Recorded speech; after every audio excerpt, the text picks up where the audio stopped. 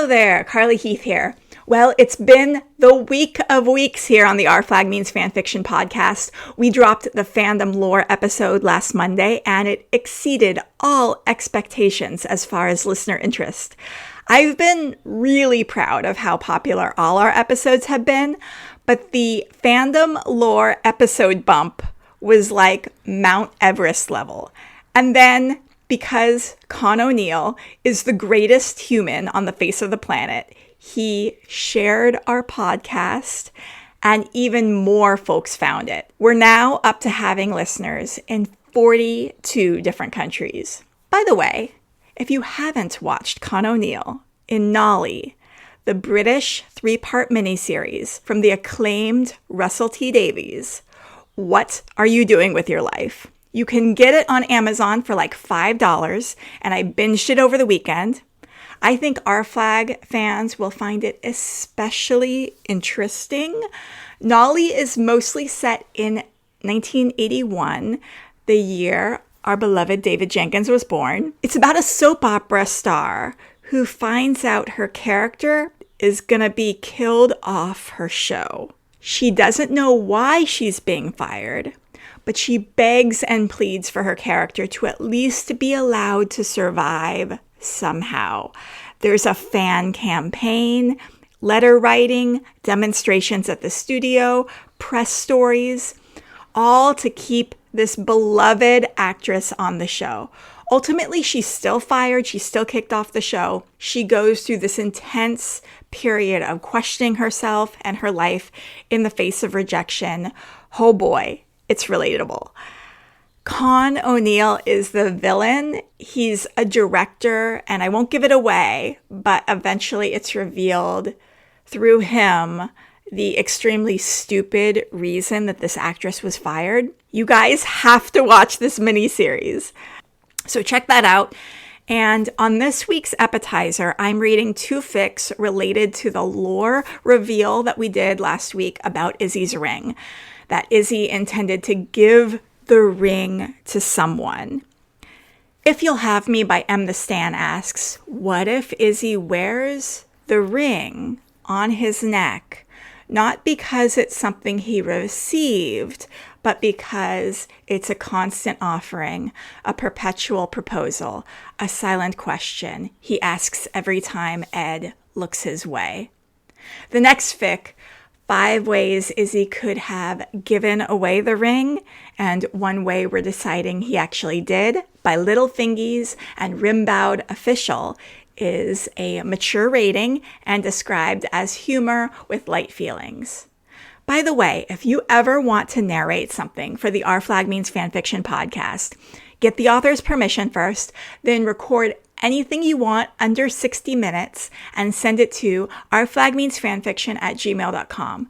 Everything folks record, I'll put on the show. No gatekeeping, no rating limitations. If you want to devote your precious time to narrating something, then I'm putting it on here. Now let's get into it. Izzy found the ring in a raid years ago, back when he and Ed were still new to being Captain Blackbeard and First Mate Izzy Hands on their own ship. Well, Blackbeard's own ship. From the very beginning, there was no question that Ed would be captain. And they had been successful so far, wildly so. That evening, they were taking on a merchant vessel, fancy fabrics and furniture and God knew what else. Not important. He'll always remember finding the ring. He was rifling through the captain's desk, looking for anything of some value, probably not coins, but maybe an ivory letter opener, a brass paperweight. Tucked in a black piece of silk in the back of a drawer was a silver ring with a green stone. Simple, beautiful. It made him think of Ed and the rings he had taken to wearing instead of selling. The way the rings flashed in the moonlight, peeking out of fingerless gloves as Ed wielded his sword. He thought the green would bring out Ed's brown eyes, and he felt himself flush for thinking it. By their practice, it could be Izzy's. He was first mate, and he got his pick of what he found before contributing to the ship's hull. But he wanted Ed to have it, wanted to give it to Ed. He tucked it carefully in his vest pocket, burying it down under the silk. Out from under Hornigold and on their own, away from watching their backs, and able to relax as much as pirates can relax among loyal crew, Izzy had time to think and put tentative names to feelings he couldn't remember not having, or if not names, shapes. He wanted Ed, and wanted him more than just in the passionate or drunk or bored or lonely or scared or convenient or angry or triumphant or all of the above dalliances they so often shared. He wanted to fall asleep with him, not just because there was only one hammock left. He wanted to share meals with him and share stories and share the spoils of their raids, not as friends and partners running a ship, but as two people together. He wanted to want these things and not pretend he didn't. He wanted to know Ed wanted them too, not to guess that he did. He wanted to know if the words that caught in his throat in the middle of a raid when Ed would see him across the wild deck and wink, when they shared a late night drinking together and planning their next move, when Ed was inside him with dark eyes full of lust. He wanted to know if Ed thought them too. He wanted to tie his fortunes to Ed, not just as a loyal first mate, but as a partner, a mate.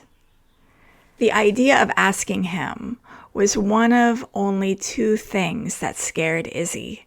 The other was the idea of losing him to someone else, to the sea, to a raid gone bad. So that night, while the crew celebrated with looted liquor, Izzy followed Ed to his cabin. Ed was happy, loose, and as they entered the room, he casually slung an arm around Izzy's shoulder. "What do you think, Iz?" Izzy stared at him. He hadn't registered the words over the searing weight of the arm around his shoulder and the wailing foghorn in his head. Ed kept going, shaking Izzy slightly, trying to snap him out of his obvious daze. "About the raid, Iz.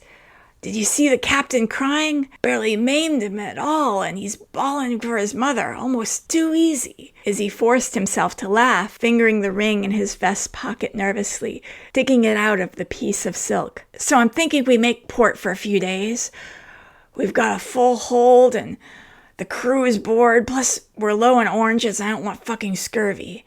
Ed removed his arm from Izzy's shoulder and started ambling about the cabin, and Izzy felt the loss like a cold bath. "Can't wait to see what we get for this fancy shit from today. Should be loads. Speaking of, you never told me if you found anything good." He turned back to look at Izzy. Izzy, who had been standing still as a statue in the middle of the room, exactly where Ed let him go when he started pacing and running his hands against the curtains, fiddling with the trinkets on his desk, talking, high from the raid and his success and being Blackbeard. Izzy stared at him, feeling so many things he couldn't name and heat building in his chest and behind his eyes. It was not like Izzy to be tongue-tied, especially around Ed, who he had known for so long. Ed would notice. He had to say something. He was going to do it. Ed flung himself down on his chair, thumped his booted feet on the desk, and started packing his pipe, squinting up at Izzy. "You don't have to tell me, mate. I'm just curious." Izzy ran a hand through his hair, licked his lips. His heart was pounding in his chest. It seemed impossible that Ed couldn't hear it. Should he kneel? Ponces in the stories knelt. But they weren't pirates asking other pirates for whatever it was Izzy was asking for. What was he even asking for? What was he going to say? Why didn't he plan this? He planned everything. Ed took a drag from the pipe and blew out a smoke ring. He was getting better at that, Izzy thought, watching Ed's lips work and shoulders relax, his eyes dancing and reflecting the embers. Already Ed was getting restless, but Izzy didn't see the signs yet. He wouldn't for years. Izzy drew out the ring, pinched between thumb and forefinger. It glinted in the light from the lantern on the desk, and Ed steadied it, leaning in a bit to peer through the haze of pipe smoke. "'Snice? Should fetch a pretty penny. Is that emerald, you think?" Before Izzy could answer, Ed leaned back and fiddled with the bowl of his pipe. Izzy's damn hand was shaking. Did Ed notice? Is that why he was lingering on whatever he was doing with the pipe instead of holding Izzy's gaze? "I wasn't. Don't want to sell it." Ed flicked his eyes up and stared into Izzy's. That was not what he expected. Izzy was nothing if not practical. He didn't save things for himself that he didn't need. His clothing was practical, his cabin sparse. As far as Ed knew, the only thing Izzy had that wasn't strictly useful was a wooden box that he'd protected with his life as long as they'd known each other. Ed had no idea what was in it, and Izzy had no intention of sharing. "I thought, Edward," he took a deep breath. This was it. Out with it, hands. "I thought maybe I could be yours." What? That's what he managed? He flushed, heart continuing to hammer, breath coming fast and shallow. All this time, and that's all he could say? Izzy stared at the stone, visibly throwing light everywhere and betraying his shaking hand. He swallowed thickly. He forced himself to drag his eyes from the dancing green gem and look at Ed whose brow was furrowed, slowly coming unknit. But was it realization or excitement or, God forbid, pity doing that? Their eyes met across the ring. Izzy's breath caught in his chest. He wanted nothing more than to grab the man in front of him and kiss him until they both were gasping for air. He would pour everything he never had the words to say into that kiss, everything he wanted to say tonight, but that was stuck, burning a hole in his throat. It must have shown on his face. Ed's eyes darted away from Izzy's as he shifted his feet quickly to the floor, the hand not holding the pipe, gripping his thigh tightly. Ed was frozen, staring at the ground. The seconds stretched out. Izzy had to fill the silence. He cleared his throat again, eyes burning. "I'm yours, Ed, forever, if you'll have me." He held the ring out, and Ed peered up at him from behind his long lashes. He looked sad, sorry, soft. No, that was wrong, all wrong. Izzy felt like the ship below him was pitching out from under his feet. There was a sudden rushing in his ears. What was he thinking? Blackbeard wouldn't want him? Izzy jumped to his feet, stuffed the ring back into his pocket, made for the door almost at a run. Ed tried to stand, but his knee was already going stiff. The door slammed before he made it to his feet. Izzy never saw the tear trace down Ed's cheek, never heard him curse, throw his pipe against the wall, never knew that Ed didn't sleep, but instead spent the night pacing the cabin so many times, almost opening the door, going to Izzy, kissing him awake gently, explaining that no matter how much he wanted it, how much he wanted to ask the same of Izzy, how much his heart leapt when Izzy held out the ring, no one could actually love Ed. Not really. Izzy never knew that Ed decided it was best for both of them to never speak of it again. Even if, when he thought of it that night, worried that he had ruined everything, that Izzy would leave in the morning and he'd never see him again, the prospect of losing Izzy felt like a sword through the important bits. But of course, Izzy would never leave unless he had no other choice. And when it came to talking about what had happened, he would take his cues from his captain. If Ed wanted to talk about it, Ed would talk about it. So the next morning and every morning after, Izzy strung the ring onto his cravat before tying a simple knot. He went to work. He shared his day with Edward. That night and every night after, he removed the ring gingerly, carefully wrapped it in the silk from the drawer, tucked it safely into the toe of his boot, tucked his boots under his cot, and went to sleep alone. If Ed ever noticed, ever understood what the ring at Izzy's throat screamed every day, "Yours, Ed. I'm yours forever if you'll have me," he never said a word. That was If You'll Have Me by Mthestan. Go ahead and hop on over to AO3. The link is in the show notes, and give them a kudos or a comment. Now, this next fic is 5 ways Izzy could have given away the ring, and 1 way we're deciding he actually did, by Little Fingies and rimbaudofficial. 1. To Lucius Spriggs. After Izzy's sung himself hoarse, he comes up to Lucius with his new lopsided gait, on what Lucius figures is his 3rd metamorphosis of the week. "Wait," he says. "I need to talk to you." Lucius raises an eyebrow and cocks his hip. "Finally up to get sketched?" he asked. "You know, marrying Pete doesn't mean I can't sketch other men." Izzy rolls his eyes. "Not that," he says. "I want you to have this." He holds out a hand, and in it is his ring. Lucius's gaze flicks to Izzy's collar. Yes, it's gone, so it's in his hand. So the ring in his hand is the ring. "No," Lucius says. "You're drunk. Don't be ridiculous." "You'll need to give Pete something," Izzy reasons. "Don't you wear this like all the time?" Lucius asks. Izzy shrugs. "I'm all about moving on right now," he says. "Besides, what are you gonna do to mark the occasion? Slash each other's faces?" Lucius scrunches his own face up. "That's a thing?" he asks.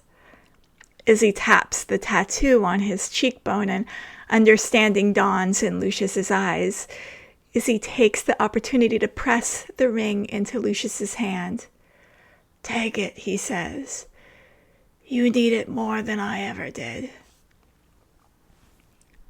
To Jack Rackham. It's madness in the Republic today. Izzy thinks fucking madness. Between Steed and his celebrity and Ed's complete lack of interest in his own legacy, it's hard to find his footing. Footing. "Izzy hands!" a chillingly familiar voice shouts from behind him. Izzy turns around.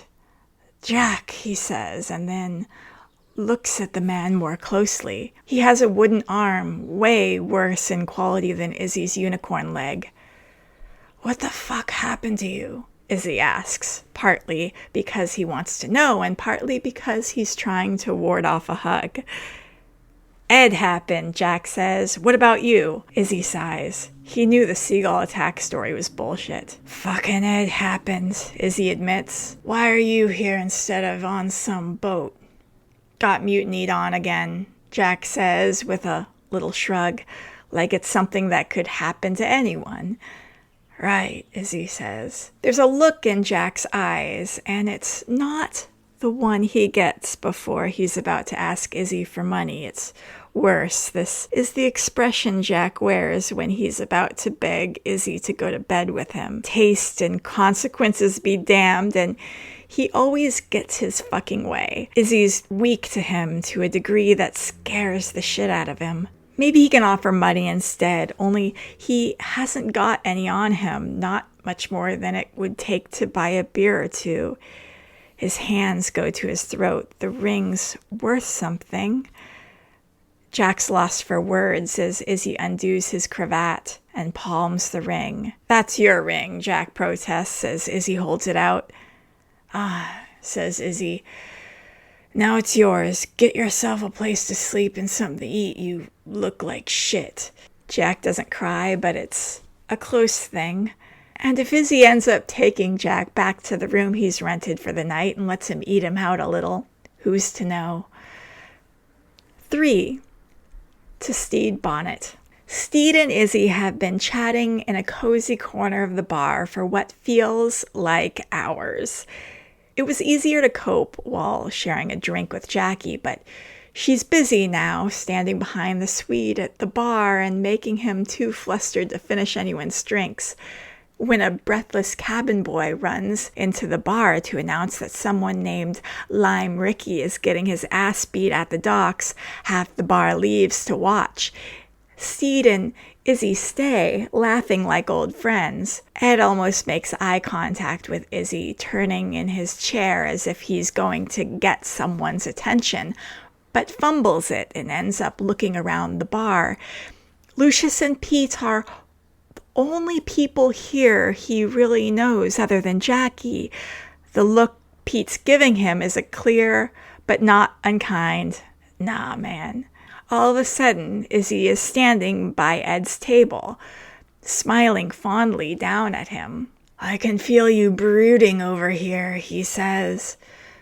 Go get your boyfriend before he gets his other ear pierced. Ed stands to go find Stede. Can't let him get the other one pierced. Just one ear is way cooler. Izzy seems drunk, but in a happy way. Ed forgot Izzy could be happy drunk. Ed, Stede cries as he approaches. Ed, I believe something very profound just happened between me and Izzy. Oh yeah, he asks. Yes. Izzy said to me that piracy is changing, and he's old guard and I'm new guard, even though I'm an idiot, and Ed suddenly has an idea of what this is about. And he gave you the ring. How did you know? Stede asks. He does this sometimes when he drinks brandy, Ed explains. Stede's face falls. Oh, he says. Shall I give it back? Yeah, Ed says. I think that would be best. 4. To Ed Teach. Izzy's barely awake and coherent by the time the Revenge is set to leave Stede and Ed on their new island home. To his credit, Ed comes in to say goodbye. Bonnet hovers awkwardly in the background. After the goodbyes have been exchanged, Izzy reaches up to his throat and begins unpicking the ring from its knot. I want you to have this back, he croaks at Ed. Oh, shit, Iz, Ed says, teary eyes full of wonder. You kept this? Izzy stares at him and stares at him and stares at him. It's been around my neck for 15 fucking... You know what? Forget it, he says. Fuck it. Have fun running a business without me, you twat. Somehow, this is what moves Ed to tears. 5. To Buttons. Fucking, of course, Izzy would end up marooned, he thinks, over the fucking side of the ship during a storm and then on the beach of some bullshit island. Fuck. If this is how he dies, he's making a formal complaint. A seagull lands by his head. He waves it off with a sluggish gesture, but it doesn't even flinch. It stares into his fucking soul, and he knows, without knowing why, he knows that it's Buttons. Thank fuck, he says. Can you get back to the Revenge and tell them? Buttons cocks his head. That's right. He can't tell anyone anything. He's a seagull. Izzy has a better idea. He takes his ring out of the wet knot of the cravat where it's held and extends it to Buttons. Put it in your mouth or something, he suggests. I don't have anything on me to tie it to you with. Buttons puts it in his mouth. Don't swallow it, Izzy warns. Or do, I don't care. Just get that to Captain Frenchie, would you? Buttons bobs his head and flies off, leaving Izzy to lie on the beach, wet and injured and ridiculous. The longer he lies alone, the more he's convinced that what just transpired had to be some form of madness fueled by all the seawater he's managed to swallow before washing up on shore. Life under Captain Frenchie is somehow even more bizarre than it was under Steed Can't Fucking Die Bonnet, so of course the revenge is on the horizon by morning. 6. To Frenchie. Izzy wakes with the sun in his eyes, and it takes a few bewildered seconds for him to remember that he's in the damn bed nook. How a man like Frenchie who trips over his own shadow can sneak out of bed on him is still a mystery, but he supposes he should be glad Frenchie is captaining at dawn for once. Izzy looks around and sees what he always sees, the bedside table full of shiny things and talismans that caught Frenchie's eye, the curtains drawn to separate the nook from the rest of the cabin, his ring on the windowsill, except his ring isn't on the windowsill. His stomach drops. Something is wrong. Were they boarded? Did some pissant pirate lean over him and pluck it off the nook? No, he hears familiar voices outside the cabin, Pete whining about something or other. Frenchie must have taken it. He might still be sore that Izzy hasn't yet given him the ring's full story. Worse, that the ring is now playing a starring role in a superstition Izzy has yet to hear. Izzy dresses, puts on his leg, goes out on deck where everyone is doing a very poor job of acting normal. He asks Archie where the captain is. The captain, she says? Captain Frenchie, you mean? Izzy just rolls his eyes and takes the long journey down the steps to the galley where he can find Frenchie more often than not. There's a commotion in the kitchen. He walks in to find Frenchie on a stool, his left arm elbow deep in a huge stock pot. Roach and John are arguing over his head when they notice Izzy and go silent. "Hey, babe," Frenchie says brightly. Izzy won't be put off so easily. "The fuck are you all doing?" "Funny thing," Frenchie says. "You know that ring that you wear all the time, every day, always? I can't get it off my finger." "What the fuck?" Izzy asks as he feels is his right. "You need to hydrate," John says. "Your fingers are swollen because you're not drinking enough water." "No," Roach says. "The butter will do it." Frenchie's arm comes up out of the pot, just enough for Izzy to confirm that yes, they've melted an obscene amount of butter for this. Frenchie's lucky he's pretty. "So my ring somehow ended up stuck on your hand," Izzy says, if only to get the embarrassed grimace that Frenchie owes him for all this. "And you didn't think to use the tin of whale blubber right next to the bed?" "Oh," Frenchie says. "No, I don't really know where you keep it," Roach snorts. Frenchie reaches out to slap Roach with his dripping hand, and Roach screeches. Izzy looks to the ceiling for guidance. "You know what?" he says. "Just keep it." The kitchen goes quiet. "You mean like wear it?" Frenchie asks. Izzy looks down again and finds the three of them frozen mid-scuffle. "No, I mean eat it," Izzy sneers. "Of course I mean wear it. God, you're insufferable." "Ah," Roach cries, clutching his chest. "This is such an Izzy proposal." "It's not a proposal," Izzy protests. "Oh, it's not?" Frenchie asks. He's obviously cow-eyed, the picture of disappointment. "I mean, it's..." Izzy hears himself stammer. "It's not a fucking told you, did I?" John says.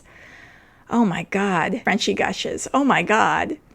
"Should we leave you lovebirds alone?" Roach asks, grinning ear to ear.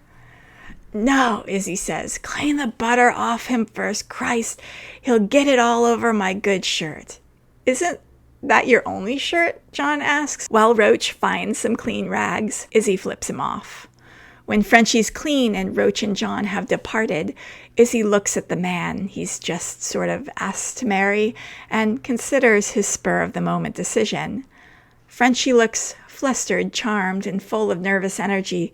It's his usual look, save for one extremely well moisturized hand. Fortunately, he tried Izzy's ring on the fourth finger of his left hand because, of course, he did, so there's no need to move it.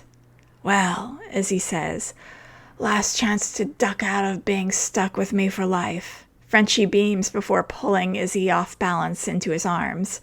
Izzy wonders how long he's going to smell like butter after this. I'm terrible at ducking anyway, and at getting unstuck. "The whale blubber is in that stupid little hidden cabinet behind the sconce on the left side," Izzy tells him. "Are you sure?" Frenchie asks. "Should we go check?" And that was 5 ways Izzy could have given away the ring, and one way we're deciding he actually did, by Little Fingies and rimbaudofficial. Check out the link in the show notes and give them a kudos and a comment. And if you'd like to record something for the show, go ahead, get the author's permission, make it less than 60 minutes, and send it to ourflagmeansfanfiction@gmail.com. And be sure to follow Our Flag Means Fanfiction on Instagram at ourflagmeansfanfiction, all one word. Thank you. Goodbye.